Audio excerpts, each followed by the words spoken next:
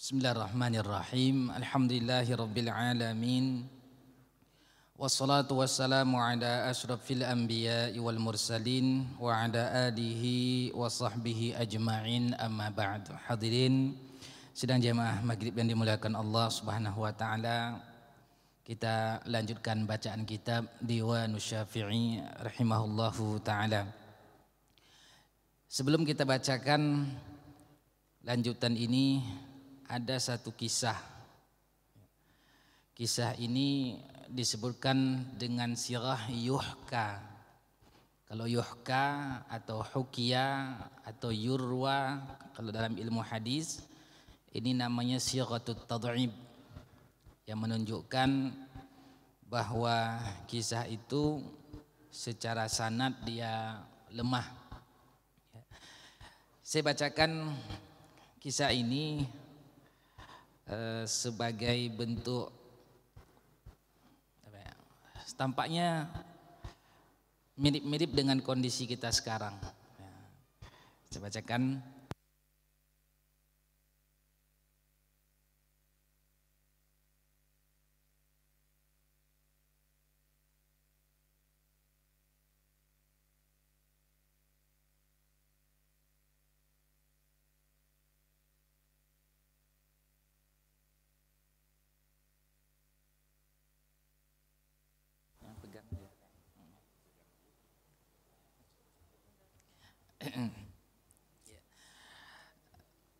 Yuhka anna rajulan dafana kalban fi maqabiril muslimin. Dihikayatkan ada seorang laki-laki menguburkan seekor anjing di pekuburan kaum muslimin. Dia punya kalbun mati lalu dia kuburkan, dan dikubur di tengah-tengah pekuburan kaum muslimin. Fasyakahun nasu ilal qadhi, maka orang-orang tentu tidak setuju. Masyarakat tidak suka, lalu melapor ke qadhi, ke pemimpin tersebut, ahli ilmu.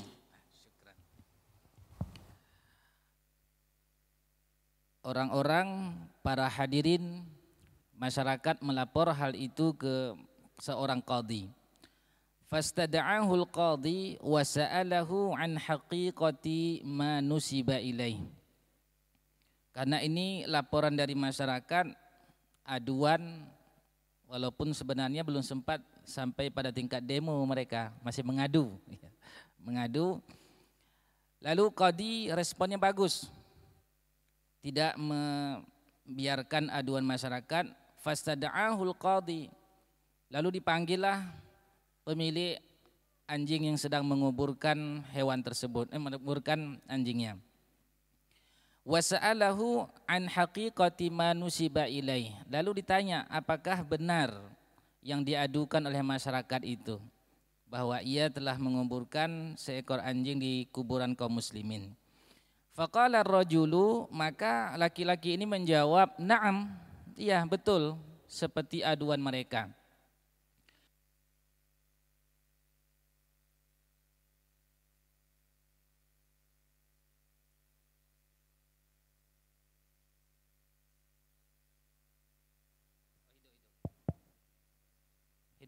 Ya, alhamdulillah. Kemudian laki-laki ini mengatakan,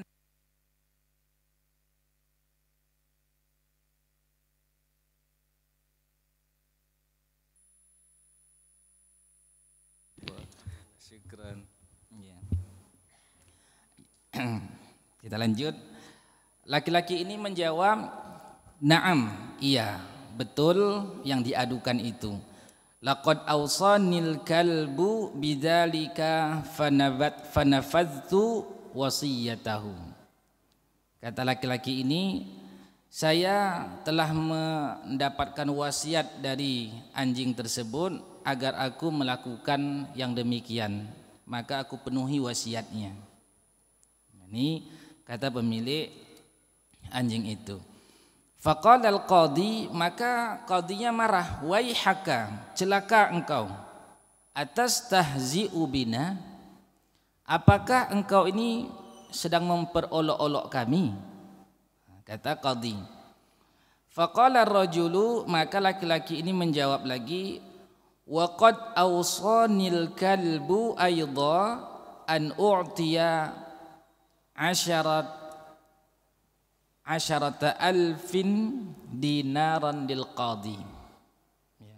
Kata laki-laki ini, saya juga diwasiatkan oleh anjing tersebut untuk memberikan uang sebanyak 10.000 dinar ke qadi, ke hakim. Faqala al-qadhi, maka secara tiba-tiba qadhi itu mengatakan, rahimallahul kalbal faqid, semoga Allah rahmati anjing itu. Jadi fata'ajjaban nas, orang-orang merasa heran. Fata'ajjaban nasu minal qadhi wa kaifa taghayyara fil hal. Orang-orang merasa heran, bagaimana bisa begitu cepat perubahan fatwa qadhi. Tadinya dia marah ke pemilik anjing, tetapi setelah diwasiatkan oleh anjing dia dapat 10.000 dinar, maka dia mendoakan anjing itu agar mendapat rahmat. Wajarlah masyarakatnya heran. Faqala lahumul qadhi, maka qadhi mengatakan kepada masyarakat, la tata'ajjabu, jangan kalian heran. Jangan heran. Faqad ta'ammaltu fi amri hadzal kalbi salih fawajadtuhu min nasali kalbi ashabil kahfi. Setelah aku renung-renungkan dalam urusan anjing yang soleh ini, ternyata aku mendapati ia termasuk keturunan daripada anjing ashabul kahfi. Apa maknanya itu? Maknanya inilah sebagai muqaddimah tentang kitab yang kita bacakan hari ini. Bagaimana Al-Imam Syafi'i rahimahullah menceritakan tentang kehidupan dunia. Ketika manusia itu obsesinya hanya untuk dunia, maka sesuatu yang sudah jelas-jelas salah pun bisa berubah cara pandangnya. Sesuatu yang jelas-jelas haram sekalipun dia akan bisa putar balikkan dengan berbagai macam alasan untuk melegalkan yang haram itu. Kalau kisah yang kita bacakan tadi, jelas-jelas di awalnya qadhi marah. Bagaimana mungkin seekor hewan najis bisa dikebumikan, dikuburkan di tengah-tengah kuburan-kuburan kaum muslimin. Namun karena telah mendapatkan imbalan dari urusan dunia, maka amarahnya berubah menjadi doa kebaikan kepada sesuatu yang sesungguhnya itu salah tadi. Maka Al-Imam Syafi'i rahimahullah menyebutkan dalam bait-bait syair beliau di kitab ini baitnya lumayan panjang, dimulai dengan qala Al-Imam Syafi'i radhiyallahu anhu, tamutul usdu fil ghabati ju'an wa lahmud dha'ni ta'kuluhul kilabu wa abdun qad yanamu ala haririn wa dhu nasabin mafarishuhut turabu. Tamutul usdu fil ghabati ju'an, singa yang buas itu mati di tengah hutan dalam kelaparan, keadaan lapar. Walahmud dha'ni ta'kuluhul kilabu, sementara anjing-anjing malah menikmati daging-daging domba. Wa abdun qad yanamu ala haririn, seorang hamba boleh jadi hamba sahaya, maksudnya seorang hamba sahaya boleh jadi dia tidur di atas sutra. Wazu nasabin mafarishuhut turabu, sedangkan orang yang berkedudukan justru tidur di atas tanah, tidur di atas debu. Dalam hal ini Al-Imam Syafi'i rahimahullahu ta'ala mengingatkan tentang kehidupan dunia, bahwa boleh jadi orang yang sesungguhnya memiliki kekuatan, tetapi kekuatan itu tidak berfungsi untuknya. Sebaliknya ada orang yang lemah, ternyata kelemahan itu ada manfaat untuknya. Begitupun pada bait yang kedua, boleh jadi ada orang yang tidak diperhitungkan nilai sosialnya di tengah masyarakat, tetapi dia dapat menikmati kehidupan. Sebaliknya boleh jadi ada orang terpandang, orang kaya raya, tetapi kenikmatan telah dicabut, enggak bisa dia rasakan lagi. Dan itu bisa kita saksikan dalam kehidupan kita. Ada orang kaya raya, banyak duitnya, enggak bisa makan yang manis, enggak bisa makan daging, enggak bisa makan banyak sekali larangan-larangan. Sedangkan hamba sahaya atau orang yang tidak memiliki harta benda, tetapi dia bebas menikmati nikmat Allah di dunia ini. Nah, ini Al-Imam Syafi'i rahimahullah menceritakan bagaimana kehidupan ini. Selanjutnya beliau mengingatkan tentang ketika maut mulai mendekat dan rambut pun sudah memutih. Nah, ini khusus untuk kita yang sudah mulai rambutnya putih. Dipesan oleh Al-Imam Syafi'i rahimahullah. Khabat naru nafsi bishti'ali mafariqi wa azlama layli iz adha'a shihabuha. Telah lemah semangatku disebabkan oleh rambut-rambutku yang sudah putih, uban-uban yang putih. Wa azlama laili iz adha'a shihabuha, dan malamku sudah redup, sudah gelap meskipun bintangnya bersinar terang. Beliau mengingatkan tentang diri beliau yang sudah berambut putih, sudah beruban, dan pandangan mata pun sudah mulai kabur. Juga tentu pengalaman yang beliau sampaikan ini juga untuk kita. Bagaimana bahwa sudah ada tanda-tanda dekatnya kematian. Dengan ada tanda-tanda ini, kita pun semakin sadar bahwa tidaklah lama lagi kita hidup di dunia ini. Kalau demikian halnya, madza a'dadna, apa yang kita persiapkan. Beliau lanjutkan lagi, ayabumatun qad asyasat fauqaha mati. Burung hantu yang manakah yang hinggap di atas ubun-ubunku? Alar rughmi minni hina tara ghurabuha, yang memaksakan diriku ketika burung gagak hitam telah terbang. Maknanya disebutkan bahwa setelah datang rambut beliau yang putih, bermakna pergilah rambut beliau yang hitam.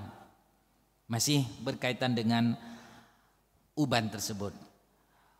Ra'aiti kharabal umri minni fazurtini wa ma'waki min kulli diyari kharabuha. Ketika umurku sudah tua, engkau mengunjungiku, dan tempatmu bernaung hanyalah rumah-rumah roboh. Juga beliau mengingatkan tentang diri beliau tadi, bahwa umur sudah lanjut, umur usia sudah tua, disitulah datangnya uban-uban itu. A'an'ama 'aishan ba'dama halla 'aridi. Adakah kesejahteraan ketika datang rambut cambang, ya? Ketika datang rambut cambang, tala'i'u syaibin laisa yughni khidabuha. Rambut cambang tadi sudah diliputi oleh warna-warna putih, yang tidak lagi berfungsi semir hitam padanya. Ketika cambang-cambang sudah juga berwarna putih, ini tentu lebih nampak lagi ya. Kalau rambut masih bisa tertutupi oleh peci, oleh surban, tetapi yang ada di jenggot, yang ada di cambangnya itu nampak jelas bagaimana warna putih itu pada diri seseorang. Wa izzatu umril mar'i qabla masyibihi. Kokohnya umur seseorang itu adalah sebelum datang uban-ubannya. Wa qad faniyat nafsun tawalla syababuha. Dan jiwa seseorang itu telah lemah ketika berlalu masa mudanya. Di sini beliau rahimahullah berpesan kepada orang-orang yang masih berumur muda, gunakan waktu itu, jangan sia-siakan. Maka sangat pentinglah anak-anak muda membaca syair ini agar penyesalan sudah berumur nanti tidak ada lagi gunanya, tidak sampai menyesal mengapa di masa muda saya dulu saya tidak gunakan untuk membaca, untuk menghafal, untuk berkarya. Kalau sudah lemah, rambut tadi sudah memutih, penglihatan sudah kabur, maka penyesalan itu tidak ada gunanya. Ini dipesan oleh beliau khusus kepada anak-anak muda. Idza sfarra launul mar'i wa bayadda sya'ruhu. Apabila warna kulit seseorang sudah menguning dan rambutnya sudah memutih, tanaghisa min ayyamihi mustatabuha, maka hari-hari indahnya itu sudah menjadi keruh. Tentu sama kalau sudah kulit-kulit sudah menguning, sudah berkeriput, kemudian tadi rambut sudah memutih, kekuatan sudah tidak ada lagi, maka hari-hari indah dulu tinggal kenangan, dan dia telah berlalu, tidak akan kembali lagi. Oleh karena itu dalam kajian anak-anak muda saya sering sampaikan tentang pentingnya manajemen waktu. Setidaknya ada 4 skala prioritas untuk anak muda dalam penggunaan waktu, dan juga tentu cocok untuk semua kita. Pertama, skala prioritasnya itu adalah muhimmun wa ajilun, penting dan mendesak. Ini kita letakkan di nomor pertama. Kemudian yang kedua, muhimmun wa ghairu ajilin, penting namun tidak mendesak. Dia mungkin saja penting tapi masih bisa esok dilakukan. Yang ketiga, ajilun ghairu muhimmin, mendesak untuk dilakukan tapi enggak penting. Kita letakkan di nomor 3. Yang keempat, ghairu muhimmin wa ghairu ajilin, tidak penting dan tidak mendesak. Ketika seseorang tidak bisa meletakkan skala prioritas ini, maka waktunya akan berlalu tidak bermanfaat. Waktunya habis, dia tidak berkarya. Sebagai contoh, seorang mahasiswa semester 8 sedang menyusun skripsi. Menyusun skripsi ini masuk skala prioritas yang pertama sesungguhnya, penting dan mendesak. Tetapi karena dia tidak bisa menggunakan skala prioritas, akhirnya dia main game. Dia sibukkan untuk main bola yang posisinya mungkin saja tidak penting, enggak mendesak. Diletakkan posisi yang tidak penting dan tidak mendesak itu nomor pertama, yang seharusnya membuat skripsi penting dan mendesak dijadikan bagian akhir. Apa yang terjadi? Terjadi dia tidak punya karya. Boleh jadi yang seharusnya dia 4 tahun selesai S1, namun karena tidak bisa memanage waktunya, tidak membuat skala prioritas, akhirnya terbengkalai. Contoh lain, kita sedang rapat kantor sekolah, sedang rapat, masuk waktu zuhur, azan. Di mana kita letakkan skala prioritasnya? Kalau masuk waktu zuhur, bagi laki-laki salat jamaah itu satu keharusan. Ini sangat penting dan mendesak, nggak bisa ditunda. Rapatnya mungkin penting, tapi masih bisa nanti setelah zuhur. Pimpinan sidang yang tidak bisa meletakkan skala prioritas, boleh jadi yang penting dan mendesak dia abaikan, yang tadi yang penting belum mendesak itu pula dia dahulukan. Inilah penting skala prioritas. Al-Imam Syafi'i rahimahullah, waktu yang ada pada diri beliau sama dengan yang ada pada diri kita sekarang, 24 jam, enggak lebih dalam satu hari satu malam. Tetapi karena beliau dan ulama-ulama selain beliau itu mampu membuat skala prioritas, sehingga kita lihat bagaimana hasil karya beliau yang luar biasa dengan umur yang tidak sampai beliau lahir 150, wafat 204. Berarti 204 dikurang 150 berapa itu? 204 kurang 150 45. Hah? 54 tahun umur beliau. Masya Allah. Siapa yang tidak mengenal kitab Siapa yang tidak mengenal kitab Ar-Risalah sebagai peletak pertama dalam ilmu usul fiqih dan juga menjadikan mustalahul hadis. Begitu juga karya-karya beliau yang lain. Luar biasa.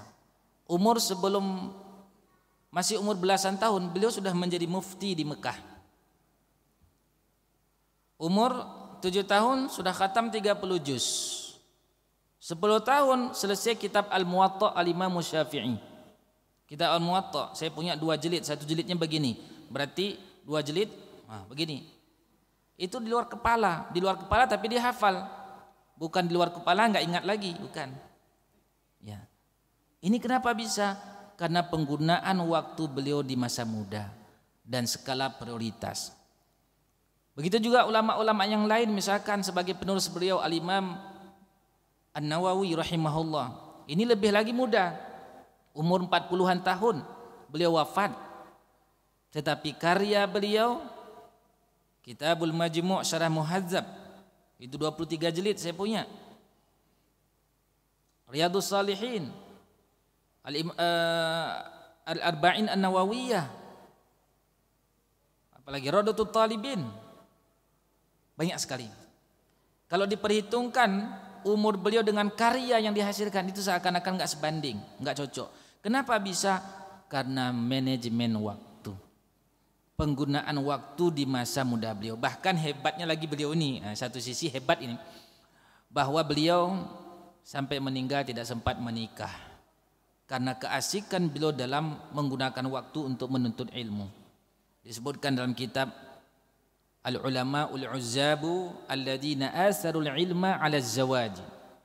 Ulama-ulama jomblo yang mereka lebih mendahulukan ilmu daripada menikah. Enggak teringat lagi menikah. Bahkan Ibnu Taimiyah rahimahullah juga sampai meninggal tidak menikah. Beliau sampai mengatakan begini, kecintaanku terhadap Al-Quran melupakan hawa nafsuku, membuat energi nafsuku terkuras untuk Al-Quran. Al-Imam At-Tabari ulama tafsir, induk tafsir. Dari situlah nanti muncul tafsir-tafsir berikutnya. Adapun tafsirnya Al-Imam Ibnu Katsir itu dari Ibnu Jarir At-Tabari. Juga beliau tidak menikah, tetapi waktu beliau bukan sia-sia, penuh dengan karya. Inilah yang dipesan oleh Al-Imam Syafi'i rahimahullah bagi kita yang masih ada umur, khususnya yang masih muda.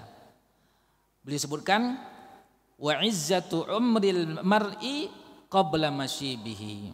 Kokohnya umur seseorang itu adalah sebelum datang rambut uban rambutnya. Wa qad fanyat nafsun tawalla syababuha, dan telah lemahlah jiwa seseorang yang sudah berlalu masa mudanya. Tidak ada lagi kekuatan. Kalau dalam Al-Quran surat Ar-Rum, Allah Subhanahu wa taala sebutkan fase kita ini 3 saja. Allahul ladzi khalaqakum min dha'fin. Allah menciptakan kalian dari lemah, bayi.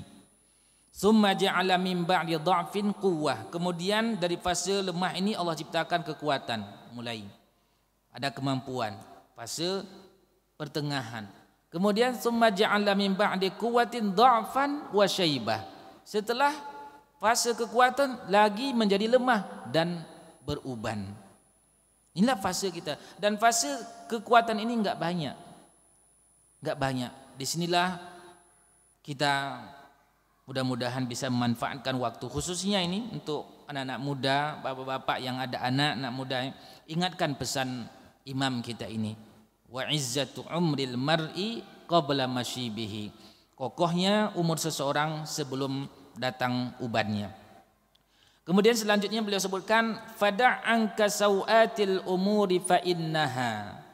Tinggalkanlah olehmu perbuatan-perbuatan buruk itu sesungguhnya haramun ala nafsit taqiyyid irtikabuha.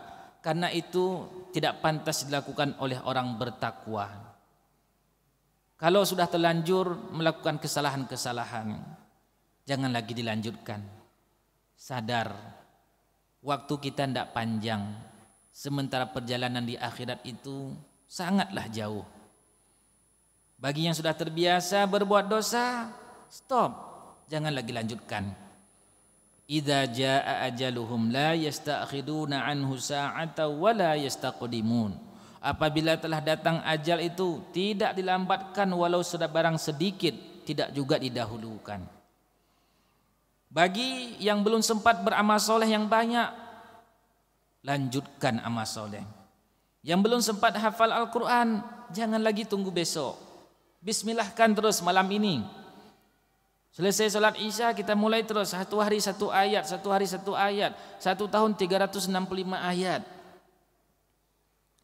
Ada waktu yang sisa, gunakan untuk menghafal hadis, menggunakan untuk baca kitab-kitab para ulama. Jangan lagi kita tunda-tunda. Penyakit itu ada namanya at-taswif. Penyakit at-taswif itu asal katanya sawwafa. Saufa, nanti. Inilah yang bisa membunuh karir seseorang. Kita yang sudah berumur pun masih bisa, yang bisa kita hafal. Yang belum selesai juz 30, juz amma, kita mulai. Mudah-mudahan dengan niat kita mulai malam ini yang belum mulai menghafal, niatkan terus. Dan jika pun Allah cabut nyawa kita, dalam keadaan berniat untuk menyelesaikan hafalan. Belum lama kejadiannya ada seorang nenek umur 70 tahun. 70 tahun, selesai 30 juz. Umur 70 tahun.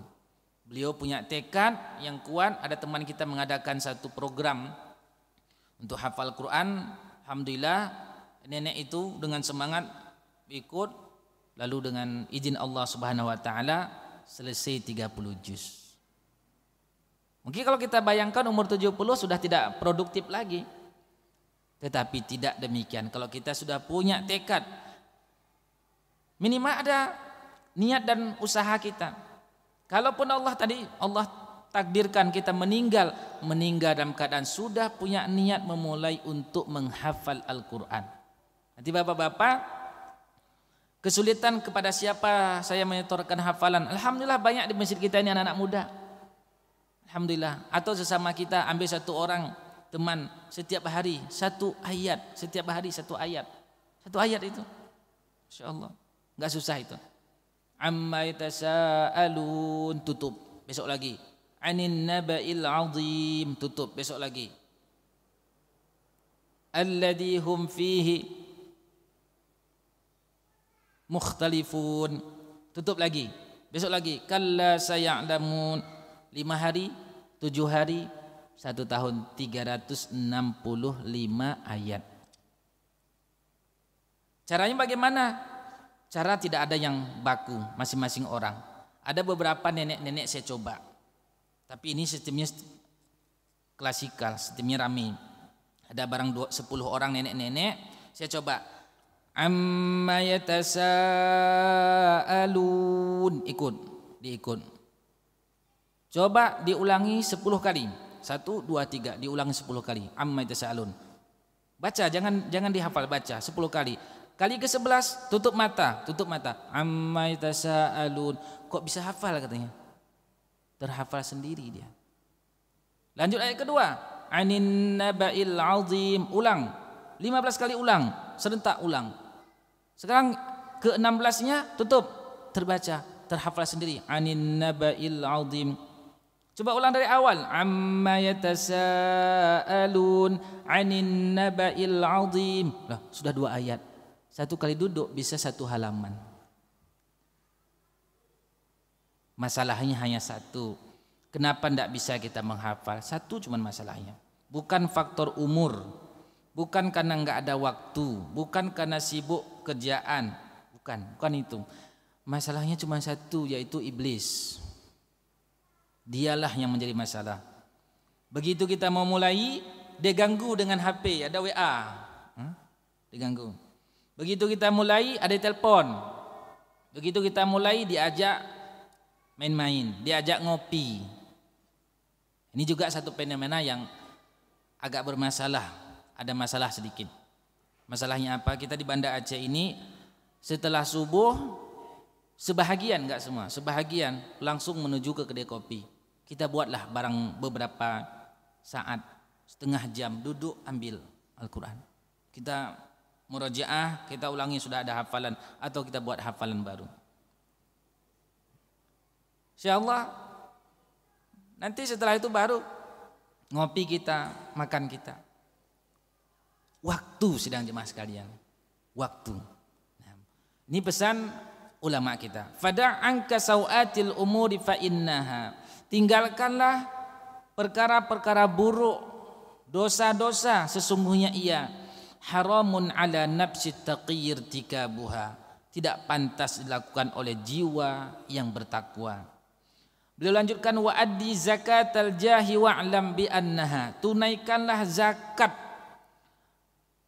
zakat kedudukan dirimu. Beliau menyebutkan zakat itu bukan hanya harta saja, kedudukan kita juga, kemudian umur kita yang sudah sampai sekian ini, nikmat berupa umur ini, nikmat sehat, itu juga ada zakatnya. Tapi beliau tidak sebutkan bagaimana jenis zakatnya. Beliau katakan wa addi zakatal jahi wa'lam bi annaha. Tunaikanlah zakat kedudukanmu, sesungguhnya ia kamis di zakatil mali tamma nisabuha. Seperti zakat harta setelah sempurna nisabnya. Kalau ilmu zakatnya mengajar. Makanya orang yang punya ilmu itu ketika dia mengajar, seharusnya dia tidak mengharapkan gaji dari mengajarnya itu, karena inilah kewajiban dia mengeluarkan zakat. Ilmu itu ada 2 fungsinya. Kita belajar pertama raf'ul jahli 'anil nafsi wa raf'ul jahli 'anil ghair. Itu tujuan fungsi daripada ilmu, mengangkat ketidaktahuan dari diri kita dan menghilangkan ketidaktahuan dari orang. Maka dakwahnya para nabi yang Allah sebutkan dalam surat Yasin, ittabi'u man la yas'alukum 'alaihi ajra. Ikutilah orang-orang yang mengajar, orang-orang yang berdakwah. Yang orang berdakwah ini para nabi, dia tidak mengharapkan gaji dari dakwahnya. Maka kalau orang-orang yang mengetahui betapa besarnya zakat ilmu itu, dia punya kemampuan untuk mengajar Iqra, punya kemampuan untuk mengajar fikih, punya kemampuan untuk mengajarkan Al-Quran, dan itu kewajiban dia untuk mengajar, kewajibannya untuk mengajarkan. Jika satu orang saja asbab kita dari nol dia tidak bisa baca Quran, dari nol kita ajarkan Iqra, kita ajarkan, ada sistem satu lagi namanya dirosa.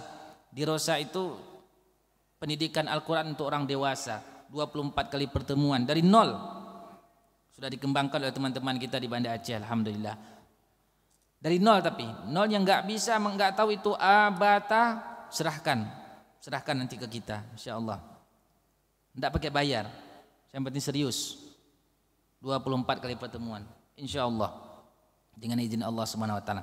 Kalau satu orang saja dari nol nggak bisa baca Quran, lalu dia bisa baca Quran, setiap huruf yang dia baca nanti dia dapat pahala. Kita sebagai orang yang mengajarkan pertama dapat pahala yang sama, min ghairi an yanqusa min ujurihi syai'a, tanpa mengurangi sedikit pun pahala dia itu.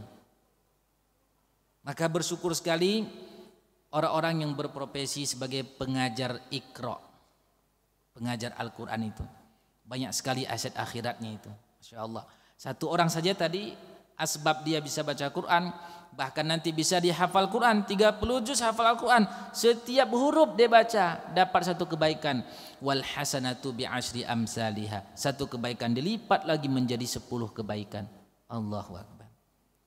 Semestinya kitalah yang bersemangat untuk mengajar, bukan kita mengharapkan supaya orang bayar, enggak. Kita seharusnya bersemangat untuk mengajar karena kita harapkan ada amal jariah nantinya. InsyaAllah kita akan lanjutkan masih permasalahan dunia yang disebutkan oleh Al-Imam Syafi'i rahimahullah. Pekan depan akan kita bacakan lanjutannya. Subhanakallahumma wa bihamdika asyhadu an la ilaha illa anta astaghfiruka wa atubu ilaik. Sebenarnya kaitan dengan kisah anjing tadi, ini bagian terakhir disebutkan oleh beliau. Assalamualaikum warahmatullahi wabarakatuh.